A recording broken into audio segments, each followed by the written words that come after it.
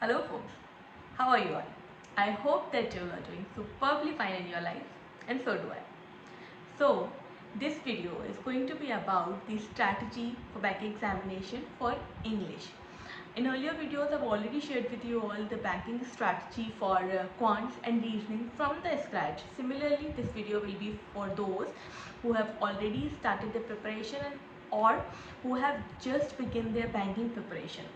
जो लोग अभी स्टार्ट कर रहे हैं अपनी बैंक प्रिपरेशन, उनको बिल्कुल नहीं पता है कैसे स्टार्ट करना है, कहाँ से प्रिपेयर करना है, सोर्सेज क्या होने चाहिए। सो ये वीडियो उन लोगों के लिए है। और जो लोग ऑलरेडी अपनी प्रिपरेशन स्टार्ट कर चुके हैं, they are in the mids of the preparation, ये वीडियो उनके लिए भी हेल्पफुल होने वाली है। So without further ado, let's start. So quants and reasoning को जैसे हमने पार्ट्स में प्रिपेयर किया था, सिमिलरली इंग्लिश को भी आपको पार्ट्स में प्रिपेयर करना है।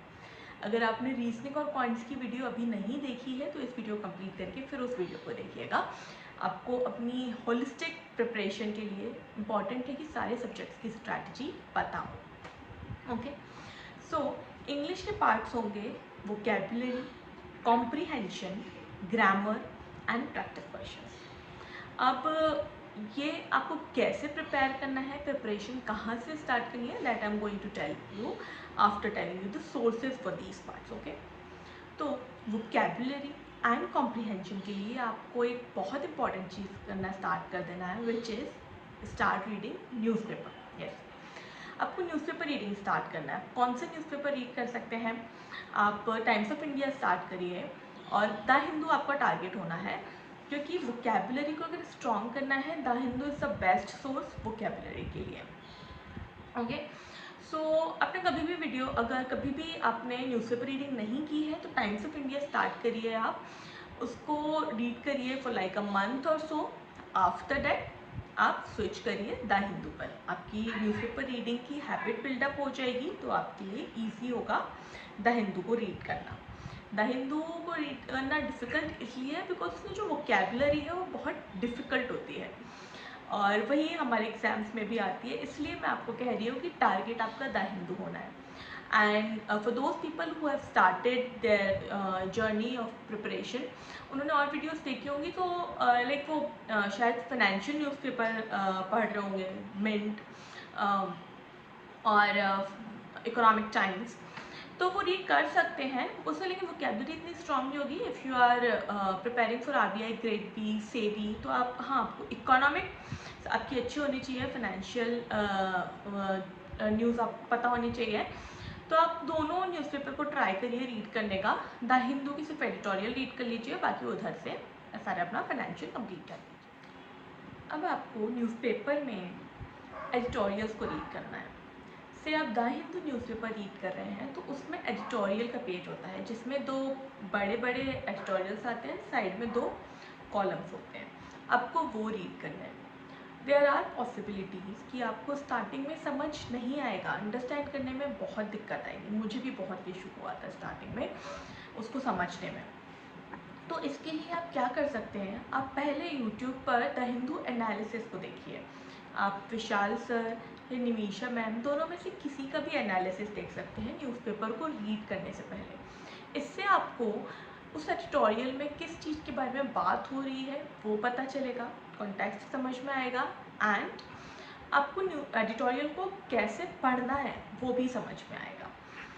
यूपीएससी बेस्ड एनालिसिस मत देखिएगा, आपको बैंक एग्ज़ाम बेस्ड एनालिसिस देखना बहुत इंपॉर्टेंट है, क्योंकि आपके एग्ज़ाम में ग्रामर रिलेटेड एरर्स आते हैं, पैरा जंबल्स आते हैं, कनेक्टर्स आते हैं।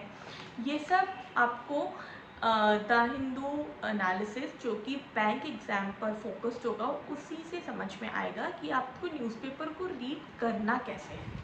एंड यस, वीडियो देखने के बाद न्यूज़पेपर को रीड करना is very much important. I have seen aspirants जो बस वीडियो देख लेते हैं, समझते हैं कि न्यूज़पेपर रीडिंग इज डन। नहीं, आपको न्यूज़पेपर रीड करना ही है। अनटिल एंड अनलेस आप न्यूज़पेपर रीड नहीं कर लेंगे, आपको जो डिज़ायर्ड रिजल्ट है वो नहीं मिलेगा। फॉर एग्जाम्पल, मैं न्यूज़पेपर का एक छोटा सा पैरा आपको पढ़ के दिखाती हूँ, शायद से आपको समझ में आए कि आपको किस तरीके से न्यूज़पेपर को रीड करना है। जैसे ये एक पैराग्राफ है द हिंदू में ही, the theme of World Water Day 2025 a day observed every year on March 2020 was glacier preservation. अब यहाँ पे the theme of world water day, ये आपको जो सेंटेंस है आ सकता है पैराजम्बल में। कैसे? A day observed every year. अब ये कौन से डे की बात हो रही है? आर डे।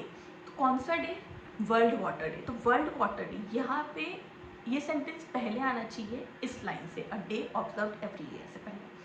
Was glacier preservation. अब यहाँ पे वॉज का यूज हुआ है, क्यों हुआ है? क्योंकि यहाँ पे पास्ट में बात हो रही है जिसमें लिखा है सेकंड सेंटेंस में ऑब्जर्व्ड एवरी ईयर, तो वॉज यूज करना है। यहाँ पे आपको ये ग्रामेटिकल एरर में आ सकता है कि इज लिख दिया जाएगा, तो आपको पता करना है कि कौन से वाले पार्ट में एरर है। The year 2025 has also been declared the International Year of Glaciers Preservation by the United Nations. यहाँ पे voices का यूज हुआ है, इसलिए आपको जब ग्रामर पढ़ेंगे आपको voices भी पढ़ने हैं, नरेशन, टेंसेस, ये सब आपको रीड कर लेना है ग्रामर में। तो हैज़ ऑल्सो बीन डिक्लेयर्ड, अब आपको बाय द यूनाइटेड नेशन, ये वॉइसेस का पार्ट है, तो आप जब वॉइसेस पढ़ लेंगे तब आपको समझ में आएगा। तो ये ग्रामेटिकल एरर में यहाँ ऐसे आ सकता है कि यूनाइटेड नेशंस के द्वारा जब कोई चीज़ किसी के द्वारा की जाती है तब हैज़ ऑल्सो बीन यूज हुआ है। यहाँ पे ऑल्सो इसलिए यूज हुआ है क्योंकि सेम ईयर की बात सेम कॉन्टेक्स्ट में ग्लेशियर्स रिलेटेड पहले भी हो चुकी है, इसलिए ऑल्सो यूज हुआ है। तो फिर से पैराजम्बर्स में भी आ सकता है, ये पूरा सेंटेंस दे दिया जाएगा, अब आपको उसको अरेंज करना है कि कौन सा सेंटेंस पहले आएगा, कौन सा सेंटेंस बाद में आएगा। तो हैज़ ऑल्सो बीन से आप समझ जाएंगे कि ये सेंटेंस फर्स्ट नहीं होगा, किसी ऑलरेडी यहाँ पे बात हो चुकी होगी उसके बाद ही आएगा। फिर which also marks the beginning of a decade of action on cryospheric science. अब यहाँ पे कनेक्टर्स का यूज है विच, यहाँ पे आपको ब्लैंक दे दिया जा सकता है जिसमें आपको दे दिया जाएगा वैन, दैट, विच, जो क्या यूज़ होगा। तो यहाँ पे विच यूज़ हुआ है। अब आप जब न्यूज़पेपर रीड करेंगे ना, अब आपका काम है कि आप देखें समझें कि विच को हम कहाँ कहाँ यूज़ कर सकते हैं। यहाँ डेट क्यों नहीं आया, फिर दैट कहाँ पे यूज़ होता है। शायद आपको समझ में आया हो कि हमें न्यूज़पेपर को कैसे रीड करना है। अब इस तरीके से जब न्यूज़पेपर रीड करेंगे, आई नो टाइम लगेगा बट इट्स ओके, सबको स्टार्टिंग में टाइम लगता ही है न्यूज़पेपर रीड करने में। आप बस रीड करिए, 1 हफ्ता 2 हफ्ता खुद को दीजिए, पूरा एडिटोरियल पढ़िए, जितना भी टाइम लग रहा है टाइम लगने दीजिए। 1 घंटे में आप कम पढ़ पा रहे हैं, इट्स ओके। ऑलवेज से क्वालिटी मैटर्स देन क्वांटिटी। धीरे धीरे करके ऐसे ही आपकी रीडिंग की कैपेसिटी बढ़ेगी और ऐसे ही आप न्यूज़पेपर में से पिक कर पाएंगे ग्रामर के रूल्स को, जो कि बैंक के लिए इम्पॉर्टेंट है। इसलिए हम सेइंग आप बैंक फोकस्ड ही यूट्यूब पर एनालिसिस दें। Now you have to write the vocabulary from this only. जब आप न्यूज़पेपर को रीड कर रहे होंगे तब आपको जो भी डिफ़िकल्ट वर्ड मिलेगा आपको उसको नोटबुक में लिख लेना है। हाँ, वोकैबुलरी की notebook banana is also a must. एक नोटबुक आप बनाइए, जो भी आपको डिफ़िकल्ट वर्ड मिलेगा आप उस नोटबुक में लिखिए एडिटोरियल को रीड करते टाइम, एंड उसका मीनिंग लिखिए। एक डिक्शनरी जो मैं यूज़ कर रही हूँ since my preparation time, it is this Merriam Webster. आप इस डिक्शनरी का यूज़ कर सकते हैं, बहुत अच्छी डिक्शनरी है। तो आप जो भी डिफ़िकल्ट वर्ड मिलेगा आपको, आप इस डिक्शनरी में सर्च करिए, इसका मीनिंग देखिए, और एक ही वर्ड के ना 2 से 3 मीनिंग्स होते हैं। आप जो एडिटोरियल रीड कर रहे हैं उस वर्ड का उस एडिटोरियल के कॉन्टेक्स्ट में क्या मीनिंग है, आपको उसको लिखना है, डेफिनेशन को। आफ्टर दैट इसी डिक्शनरी में नीचे आपको एंटोनिम्स और सिनोनिम मिल जाएंगे सेम वर्ड के, तो आपको 2 से 3 एंटोनिम और 2 से 3 सिनोनिम भी लिखने हैं। ऐसे आपको वोकैबुलरी को प्रिपेयर करना है। स्टार्टिंग में आपको बहुत सारी वोकैबुलरीज मिलेंगी जब आप न्यूज़पेपर रीड कर रहे होंगे, ये धीरे धीरे करके कम होती चली जाएंगी, बिकॉज द हिंदू में वोकैबुलरीज रिपीट होती हैं। आपने आज जो वोकैबुलरी करी है, लेट्स से आपको एक एडिटोरियल में से 15 वोकैब्स मिलेंगी ना, 15 डिफ़िकल्ट वर्ड्स आपके लिए जो आप नहीं जानते हैं। अब नेक्स्ट टाइम आपको इन 15 में से 2 से 3 वर्ड्स मिल ही जाएंगे, हाँ, दोबारा से। तो ऐसे आपका रिवीजन भी हो जाएगा और आपने जो लिखा है नोटबुक में, इससे तो आपको रिवाइज करना ही है। और स्टार्टिंग में टाइम लगेगा, लेकिन वो time is worth it. Vocabulary banking examination prepare करना इज़ वेरी इंपॉर्टेंट। वोकैबलरी से कई सारे क्वेश्चंस आते हैं, आरसी में आते हैं, जो अलग से बाकी सारे क्वेश्चंस रहते हैं उनमें भी अच्छी लेवल की वोकैबलरी का यूज़ होता है। तो जब तक आपको उस वर्ड का मीनिंग नहीं पता होगा, you will not be able to solve that question, right. तो वोकैबलरी प्रिपेयर करना इज़ वेरी मच इंपॉर्टेंट, और आप इस तरीके से वोकैब प्रिपेयर करेंगे और प्रॉपरली इसको रिवाइज करेंगे, आपको अच्छे बेनिफिट मिलेंगे। Now the second part, comprehension. Comprehension से मेरा मतलब है कि आप जब रीड कर रहे हैं तो आपकी रीडिंग कितनी अच्छी है, और आप रीड करते टाइम कितनी जल्दी जो भी आप रीड कर रहे हैं उसे समझ पा रहे हैं, कॉम्प्रीहेंड कर पा रहे हैं। इसलिए आपका कॉम्प्रीहेंशन का पार्ट बहुत इंपॉर्टेंट हो जाता है कि आप 2-3 बार तो रीड नहीं कर रहे हैं। आप अगर 2-3 बार रीड करेंगे, इंग्लिश में आरसीज आते हैं, प्री में छोटे होते हैं, मेंस में लेंथी आरसीज आते हैं, रीडिंग कॉम्प्रीहेंशन। तो आप अगर 2 से 3 बार रीडिंग कॉम्प्रीहेंशन को ही रीड करते रह जाएंगे, फिर उसको समझेंगे, तो बाकी क्वेश्चंस कब सॉल्व करेंगे? टाइम तो लिमिटेड ही है ना।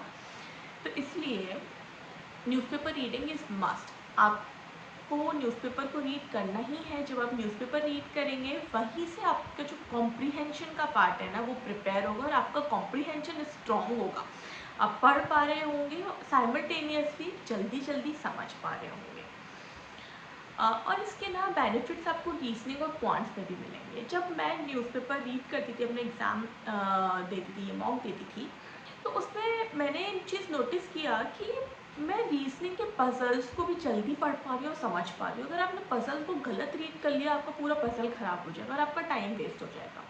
तो आप पजल्स को जल्दी समझ पा रहे हैं। अब बाकी सारे क्वेश्चंस को आपको दोबारा से रीड नहीं करना पड़ रहा है, आप एक बार में रीड करके समझ जा रहे हैं। सिमिलरली क्वांट्स में भी ऐसे ही होता था, डीआई में, दूसरे और क्वेश्चंस में, मेंस में लेंथी क्वेश्चंस होते हैं, तो उनको आप एक बार में रीड करके समझ पा रहे हैं। इससे क्या हो रहा है ना, आपका ईजिली 3 to 4 मिनट सेव हो रहा है। आप इस टाइम में और ज़्यादा क्वेश्चंस कर पा रहे हैं और बाकी सारे लोगों से आगे निकल पा रहे हैं। आई होप मैं आपको न्यूज़पेपर रीडिंग का सिग्निफिकेंस समझा पाई हूँ कि newspaper reading is non skippable. आपको न्यूज़पेपर रीड करना ही है, समझना ही है। इसके बहुत सारे बेनिफिट्स हैं।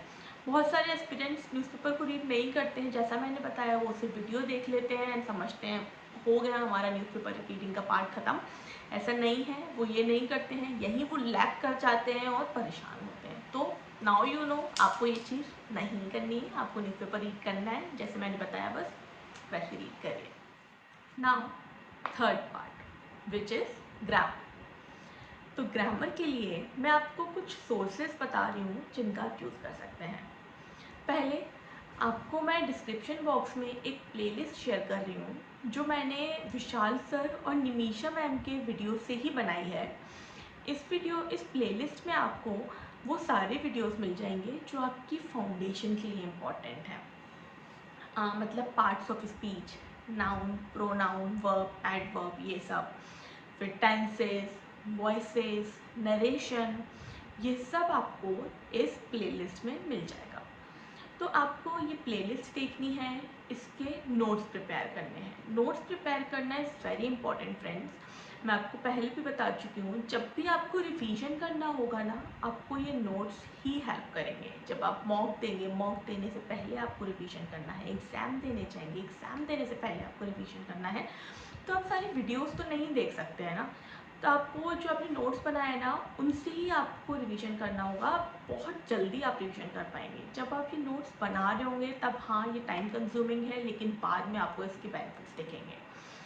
और हाँ, जब आप जैसे पढ़ भी रहे हैं ना, तो क्या होता है, हम कई बार डाउट आता है कि जब मॉक्स दिया है, क्वेश्चन में आप अटक गए हैं, जहाँ जो उसका डिस्क्रिप्शन मॉक में जो आंसर लिखा हुआ है, वो आपको लग रहा है कि नहीं, मैंने जो पढ़ा था वो अलग था, यहाँ अलग लिखा है। कई बार मॉक्स में ऐसा होता है कि आंसर गलत हो जाता है। मतलब मॉक्स जिन्होंने बनाया है उनका आंसर कभी कभी ऐसा होता है, रेयरेस्ट ऑफ रेयर केसेस में गलत होता है। तो आपको समझना है, जानना है। आपको लग रहा है कि नहीं, मैंने सही किया है, जबकि मॉक में गलत हो गया है क्वेश्चन, तो आप कहाँ जाएंगे? आपको नहीं पता, आपने इतनी सारी वीडियोस देखी है, कौन सी वाली वीडियो में था, तब आपको ये नोट्स ही हेल्प करेंगे।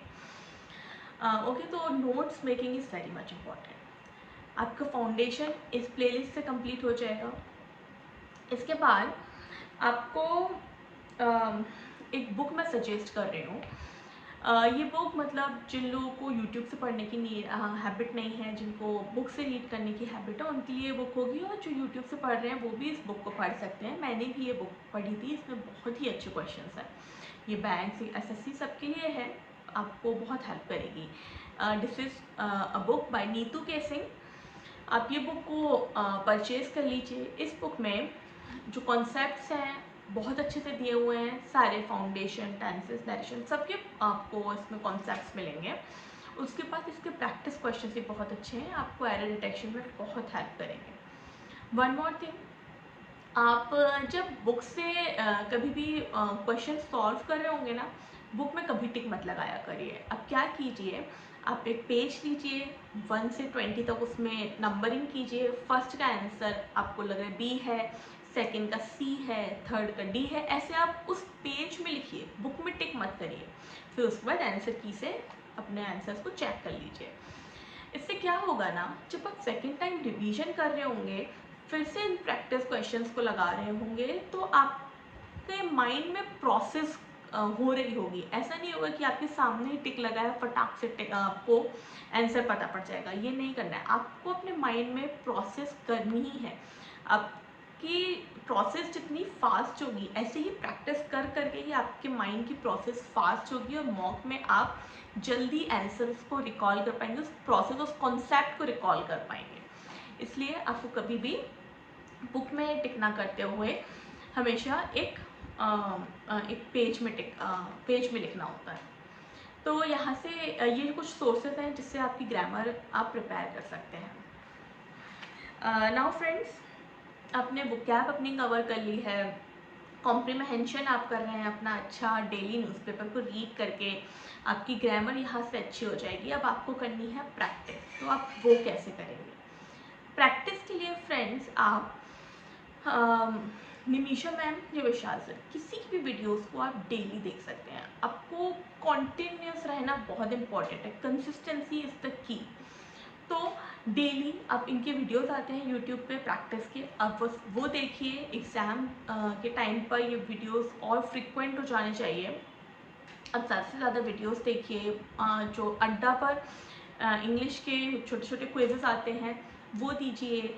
इन्हीं क्वेश्चंस को बार बार प्रैक्टिस कीजिए, और जो भी आप टीचर को फॉलो कर रहे हैं, और टीचर भी आपको हमेशा PDF प्रोवाइड करते रहेंगे, वो करिए। आपको बहुत सारी चीज़ें नहीं करनी है, मैंने आपको ये बस बताया है कि आप क्या क्या कर सकते हैं। अब आपको डिसाइड करना है कि कौन सी चीज़ को आपको डेली डेली फॉलो करना है। कभी इस चीज़ को फॉलो कर लिया, कभी दूसरी चीज़ को फॉलो कर लिया, ये नहीं करना है। एक ही चीज़ पर स्टिक रहना है, वही आपको हेल्प करेगा। ओके, सो आई गेस आपको समझ में आ गया होगा कि आपकी रीजनिंग की स्ट्रेटजी कैसे होनी चाहिए। और कुछ आपको अगर समझना है या पूछना है, you can always comment down below. और इंस्टाग्राम का भी I have given you the link in the description, तो आप मुझे इंस्टाग्राम पे मैसेज कर सकते हैं। Thank you and best of luck.